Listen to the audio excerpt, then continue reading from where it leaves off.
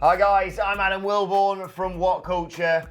And I'm Adam Nicholas from WhatCulture. Hell in a Cell has just finished and this is what went down. And as you can probably tell, well, I wouldn't say we're not angry, we're just disappointed, but I've been disappointed so many times. I'm getting pretty bloody angry, Adam Nicholas. I am angry and disappointed. I'm angry disappointed. Yeah. That's how angry I am. I'm making words up at this point. The thing is, I get it. This pay-per-view had 4 matches advertised on it until we came in this evening and they just went, bollocks, who's turned up at the arena? You can go out and wrestle, can't you? Having said all that, all you had to do was finish on the note we all anticipated you were going to finish on, and you couldn't even do that, could you, WWE? There were audible AEW chants, not after the show had gone off the air, during the main event. We can't swear on this video. No. Because one of us, this guy, is going to have to edit it. So I will be replacing those swears in the similar fashion to The Good Place, and I will be using fork and shirt to describe my anger. So let me tell you, for fork's sake, what was that shirt? Because that was fucking ridiculous. I have never in my life wanted to just climb into the telly so bad and fucking come across and rip the shirt out of you horrible, horrible people. Just, it's not complicated. It's not complicated. A match that is literally designed around chaos and carnage. Hell in a Cell. Anything goes. Literally anything. People say we're cursed. Whenever we do, just the two of us do a stream together, it always ends badly. It goes to shit. I just went and looked at the finishers of Hell in a Cell pay-per-views. Not the stipulation. I mean, since they were like, oh, it's October, which means it's got to be Hell in a Cell. And they're all crap, aside from a couple here or there. There's like, Brad Maddox screws over Ryback. Shane McMahon, the end of Shane McMahon, Kevin Owens is great, but it went 39 odd minutes. It was only really good in the end because Sammy turned up. Last year was a no contest, so they went, well, let's have a nice callback to last year, shall we? With another no contest! Sorry, headphone users. Right, let's get into this. Let's do this chronologically, to be fair, and we'll get to that sodding main event when we get to it. On the pre-show, Natalya defeated Lacey Evans by submission and hit with a woman's right afterwards. Nobody cared, but don't worry, we get it again on Monday Night Raw. Right, on the main card, started off brilliantly. Fantastic Hell in a Cell match between Becky Lynch and Sasha Banks. Really enjoyed this. Really, really good match this. These two, you can tell they've been waiting to put on a classic together, I think. And a classic might not be the word. This was a very good match. There's a lot of really cool spots. And sometimes people get carried away in trying to come up with these elaborate spots. There was times when they set stuff up in this match and I thought, they've gone too far, this is going to be ridiculous. I was wrong, I'm an idiot. They were excellent. Some really, really good stuff in this match. Can't implore you enough to go and watch it because it was very well done. A trifecta of Meteoras from Sasha Banks that looked incredible. One onto Becky Lynch, who was leaning against the ladder on the outside. One when Becky Lynch was sat in a chair in the ring. They all looked absolutely spectacular. And then talk about, convoluted. We had a moment where there was a chair balanced across some kendo sticks in the corner of the cell, basically. And Becky Lynch then proceeded to place Sasha Banks on that chair and hit her with a drop kick. Incredible back and forth. Absolutely class. Fork action. You've got fork on the brain there. Yeah, for fork's sake. So the finish, after they got all sorts of weapons and bits and spots, it was a great spot. We've given the most amount of time on this card, looking back at it now, and well deserving of it. The finish was just all of the chairs in the arena that people weren't sitting on being chucked into the ring, and then Becky Lynch nailing Sasha Banks with a Exploder, boom, and then locking in the disarmer, to which Sasha had to tap out. Becky Lynch remains your Raw Women's Champion. Good for Becky, slightly disappointing for Sasha considering her comeback. Disappointing for Sasha, but she looked like the vicious, mean Sasha that I've been looking for in these matches. Finally, which is good. That's a massive pro. Slight con, she ends the match at the top of the ramp, kind of looking like sad, like she was going to cry, when really you want her to lose a rag and get really angry. I'm predicting her and Bayley switch brands on the draft later on this next week, I should say. Next up, we had Daniel Bryan and Roman Reigns taking on Rowan and Harper in a tornado tag team match. No, I can't do it. That was the best part of this match for me. Rowan snapped Incredible a pencil. stuff. Eric Rowan has just got himself over with me and probably the rest of this office more in one moment with a pencil than he has in almost 10 years of wrestling for WWE, whatever it is at this point for him. I made that number up. But the thing in this match is just dumb fun in like the best possible way. You knew it was going to happen. As soon as they made it a tornado tag match, it was going to be quick, it was going to be fast paced, and my immediate response was, they've done it because they want a quick sequence finish of like crossovers and bits happening, and that is exactly what we got. Before that though, some mad bumps on tables and all sorts, which left Daniel Bryan with huge gashes on his back that really looked painful, like myself and like you, a bit of a pale guy, so they always look a lot worse on those guys, but Jesus Christ, that was some bad ones. And there was a great spot where they were setting him up, Rowan and Harper, to sort of powerbomb him through one of the announce tables. He hit a Hurricane Rana, on Harper to take Harper off the desk. And then Rowan turned around to see Roman Reigns coming at him, speared him. Boom. He went through a table as a result. It looked amazing, that did. That after Rowan had hit Roman with just a bit of the barricade, which looked amazing. But anyway, the finish, we had... Rowan had been dismantled on the outside of the ring. I think it was probably still suffering the effects of the table, actually. And then what was the finish? The finish was fantastic. Superman punch to Harper, running knee, stumbles back into a spear from Roman Reigns. 1, 2, 3. But the best moment of all, aside from the pencil thing, came after the bell, where Daniel Bryan refused a handshake, said, no, that's not the way we do things around here. Give me a hug. And they hugged and everyone loved it. I like what they're doing with this. I know people were talking about potentially it was real good. turning Honestly, on each other. If you just want a fun match, that's exactly what you got. And a lovely little bit of simpatico between Roman Reigns and Daniel Bryan, who both had black gear with green bits on it. Could we be seeing a Bryan-Roman tag team in the future? Sod it. I mean, everyone else has held the tag titles. Put it on them. Absolutely. Right, let's move on. We had Randy Orton taking on Ali. Why? I don't know. Something happened on the kickoff show, basically. A sort of very typical Randy Orton versus a high flyer match, this. Yeah. A high flyer hits a lot of high flyer moves, and Randy Orton just slows it all down and makes it boring. But I've got to say the finish here was incredible. We had Randy Orton seemingly setting up for an RKO. He looked like he'd hit it almost. He did. But Ali managed to sort of handstand his way out of it. He's going down, and as he's going, his hand's there. Orton lands, and Ali like pushes himself back up off his hands. Brilliant little way to counter-attack it. Comes out, does his little fly out on the ropes while Orton's dazed. Went for a roll-up, didn't he? Sorry, that's right. He went straight into the roll-up from that. Then as that got kicked out, there was a little bit of practice. Ali ends up on the outside. He's going to roll the pop in to do his rolling, jump up and do the face smash. And as he pops up to do the Randy Orton's like, thank you, I'm not going to miss a second time. RKO out of your shoes. The 3 most devastating letters in all of sports entertainment. And Orton's little face. more importantly, he nails it and he just turns around and looks at him so smug. And like the cover's like a really slow. He picked his foot. Picked his foot, just went. pulled it back. 1, 2, 3. Randy Orton gets the win. That was the match. Yeah, I don't really have much else to say about that, to be honest. Right, next up, a match that was sort of thrown on, as we mentioned. 4 or 5 matches were chucked on in the pre-show. I feel like we should deal with these matches in the way that they were brought to us.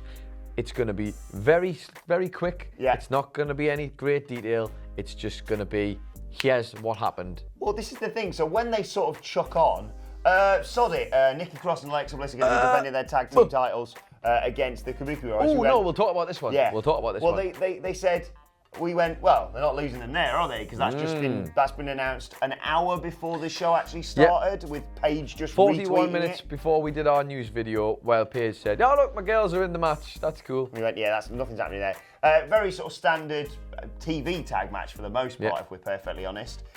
Nikki Cross looked really good, in my opinion, in this. But the finish, you called it. I keep getting told I called it. People were firing in on Instagram and Twitter to me saying, Adam Nicholas has called this. If I've called it on the stream and haven't realised, great. If I haven't and I've done it somewhere else, I am still confused. Somebody please clarify this for me because I am lost. But I was begging throughout the stream. I was like, just ask her something. She's the best. She's the best. come on, even Kairi Sane, no disrespect, Kairi Sane. No. I just think Asuka is one of them I hold dear in my heart after her NXT days. And they only went and bloody let them win the titles, didn't they? But not just any old way, because Asuka, setting up everything, turns around, Nikki Cross has got a poison mist to the face, the green mist in the face of Nikki Cross. We lost our minds, the crowd were like, yes, going mad. And then all of a sudden, a kick to the head, 1, 2, 3, new tag team champions, the Kabuki Warriors. But more importantly, Asuka did the mist. And it was awesome. It was really good. It was really, really good. And more of this kind of thing. Absolutely. What colour mist could Kairi Sane do if she does a mist? I don't know. There's some Pirate coloured. Right. Next up we had a 6-man tag team match. Jolly Roger! With the Viking Raiders and a mystery opponent versus the OC. That mystery opponent turned out to be Braun Strowman, of course. I don't want to talk What's his catchphrase? Who's gonna get these hands? Now, this was basically just used as a vehicle to get over the fact that Braun's going to be going head-to-head with Tyson Fury at Crown Jewel, and there's Tyson Fury on Raw tomorrow night. The match went to a DQ, as you'd expect. There was just the banter bit with Braun running around ringside, knocking everyone over. But then, post-match, we had... they got DQ'd basically because the OC got involved halfway through the match, and they knocked out the Viking Raiders. Braun Strowman was there in the ring with AJ Styles.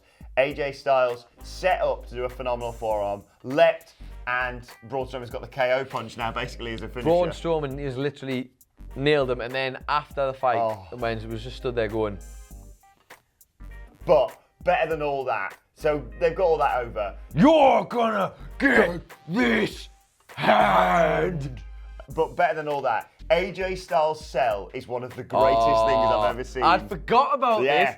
AJ Styles' punch-drunk getting up was the best thing ever. Him trying to get out of the ring. Honestly, everything about it. I would honestly say, just watch the end of that match for that moment where he gets punched. Then Styles is getting helped up, and he's like going, well, like, what day is it? Where are we? Like, all this kind of stuff. And right at the end, they've walked up the ramp, they've done all this comedy stuff. Genuinely, Styles, hats off to you, sir. Fantastic. Gets to the top, he's like, okay, I'm okay. He gets to get his belt and raise his unit. And as he goes up, he just goes, oh! It's honestly brilliant stuff. Great. And you know what it is? Those three guys look like they're having a great time as well. I'm all for it.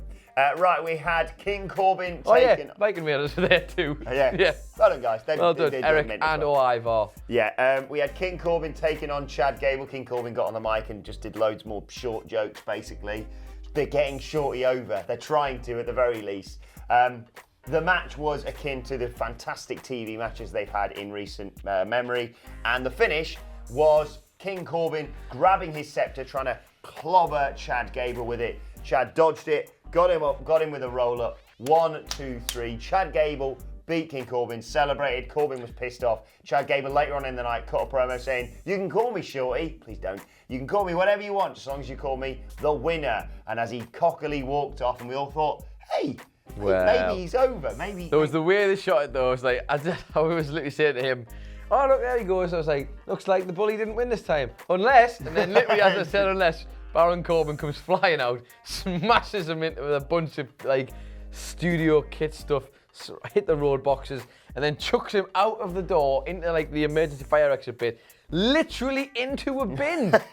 Into a bin. And Michael Hamflett keeps telling me, this is to get Chad Gable over. But the fact I just nearly called him Brad Gable should tell you everything you need to know about that. Short jokes. Yes, I am short. I also realise this is a whole... I don't care about that. It's just lazy. It's lazy patter.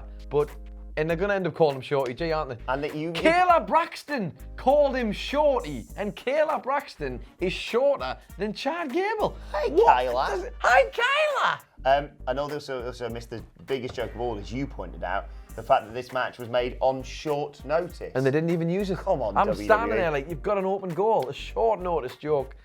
Apparently not. Right, SmackDown Women's Championship match next. It was Bayley against Charlotte Flair, and these two worked brilliantly together yet again, didn't they? What more can you say? Honestly, I keep saying it, and it's not that I necessarily want it to be this way, but Charlotte Flair is the best. She is the best. La la la la la. She's the best. And Bayley is also very good, I should point out. But right now, I think I'd be hard pressed to find a women's wrestler. I know Becky's having a wonderful time, and it's nice to see Sasha Banks back, but Charlotte is still the standard for me. These two they go together well, don't they? Such a good combination. The story of this match was basically Charlotte targeting Bayley's legs to go for the figure eight. There was a brief moment where it looked like Bayley made cheats to win. She managed to avoid a big boot from Charlotte, hang her up on the top rope, roll her up and put her legs on the top rope for leverage. The referee spotted that. Good officiating.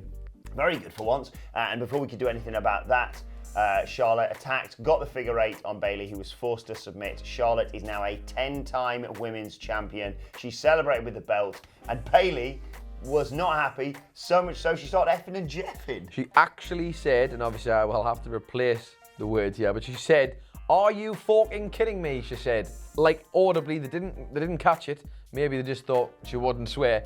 She definitely said, "Are you fucking kidding me?" As Charlotte went up the stage, and then she was on the floor, refused help from a referee.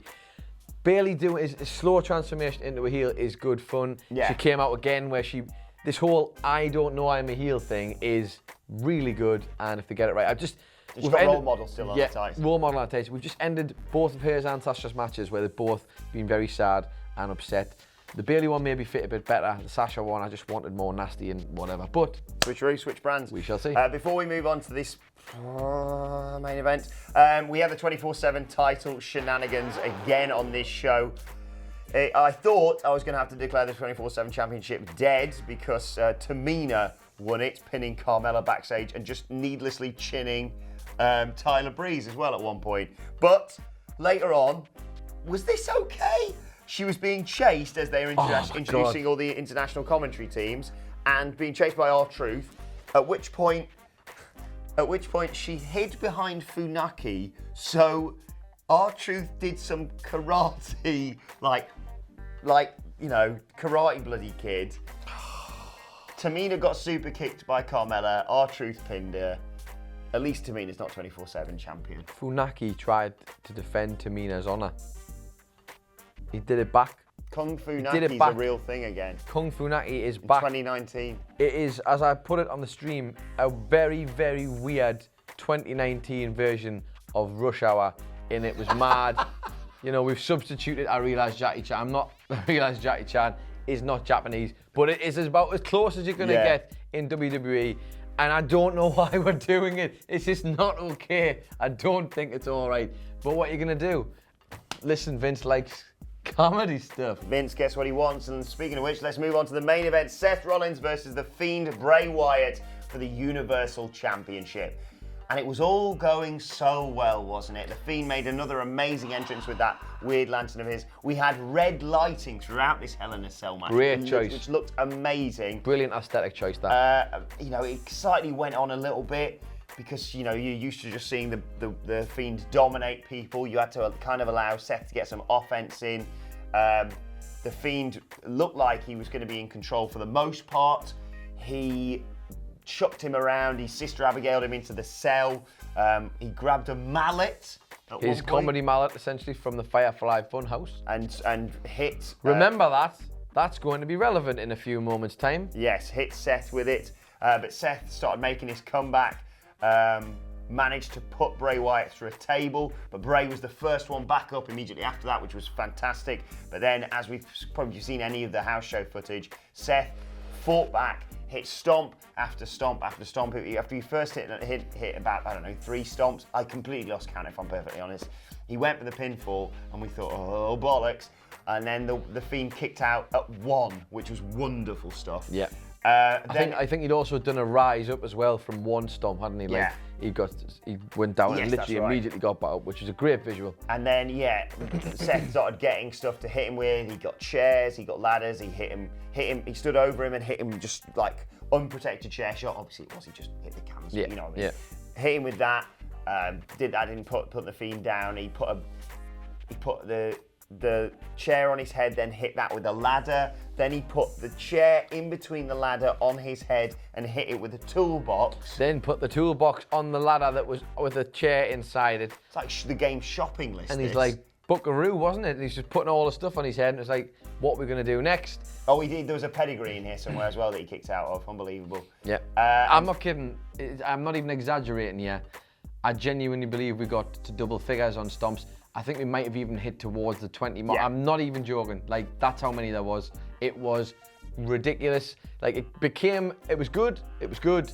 It was getting longer. It was getting longer. What are we doing? What are we doing? Crowd And were then booing. the crowd were turning on it because the crowd could smell what was coming, much like The Rock could. And unfortunately, it wasn't a little playbook from The Rock's playbook. That doesn't work. But it was one straight out of Triple H's. And one, apparently, that is not good for us. Yes, he went and got the sledgehammer, hit the pile of stuff that we've mentioned earlier with it after being told by the referee, you can't do this, this isn't you, etc., etc. Did it, and the referee went, right, that's it, no contest. 2 years in a row that, for Hell in a Cell, that the main event is finished with the title on the line in a no contest. How the fuck can you give a no contest?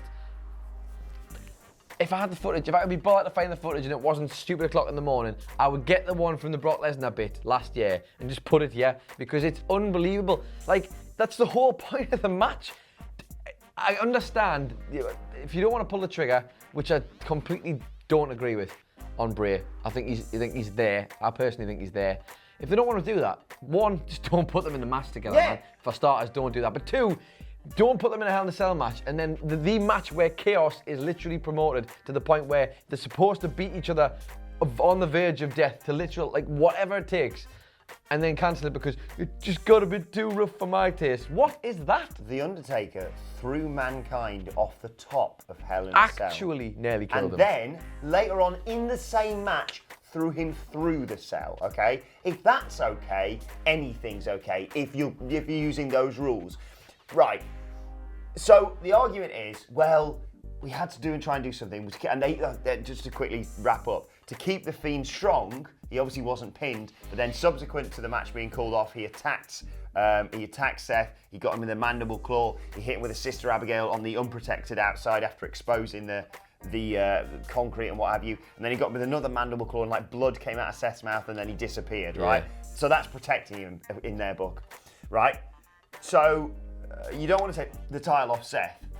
So why say that Bray is going to face whoever wins the match between Seth and Braun at Hell in a Cell for the Universal Championship? If you want to do Bray at Hell in a Cell, that's fine. Feed him literally anyone else on that roster. We were all saying, oh, that's pretty soon for the Universal Championship. So you still clearly obviously had time to book him in another match where he could murder anyone. Or, and this is just another thought, if you're not going to commit to Bray, then at least commit to Seth, for Christ's sake. Like, I don't want that. That's not what I want at all. Not even remotely. But who came out of this better off? Because, oh, we've kept Bray strong. Well, that's one way to look at it. To say, what does Seth Rollins gain from this? What does his finishing move even mean now? Like, he's literally doing his finisher. And I realise it's only one match, and I realise people are going, you're getting carried away. Seth Rollins was getting booed out of the building. He was getting booed out of the absolute building. This is after a year where it's been a bad year for Seth. During the match. This has been a bad year for Seth. And he's just, in fairness, was probably starting to get a little bit of momentum in the opposite direction. And you've just put him in the situation. You put them both in an impossible situation. And you've done what everyone didn't want you to do. For fork's sake, how on earth? Just get your shit together, man. It's not complicated. Just so we can get another Seth Brock match at Survivor Series. Because that's where we must be headed. Because we've got Team Rick and Team Bloody Terry that's happening at Crown Jewel, and they're not going to be defending any titles. Bollocks. Good stuff. Absolute Anyway, bollocks. Let us know your thoughts on everything in the comment section below, though, and don't forget to like, share, and subscribe. And yeah, tweet us AEW stuff, I suppose, considering that's what everyone else is doing. AEW chance filling the arena on your first pay-per-view after, arguably what's been the one best of the best week week in in wrestling. wrestling. The best week in wrestling has ended where it could have ended.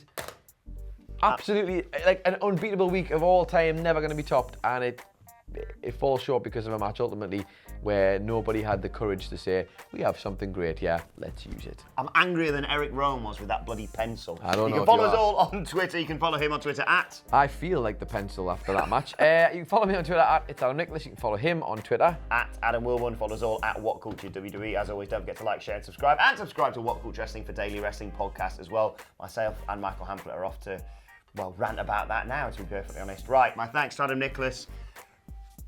Big two of them for Vince McMahon. Thank you for watching, and we will see you soon. I'm trying to snap this pen. Where is it? I hate you, Vince. I hate you.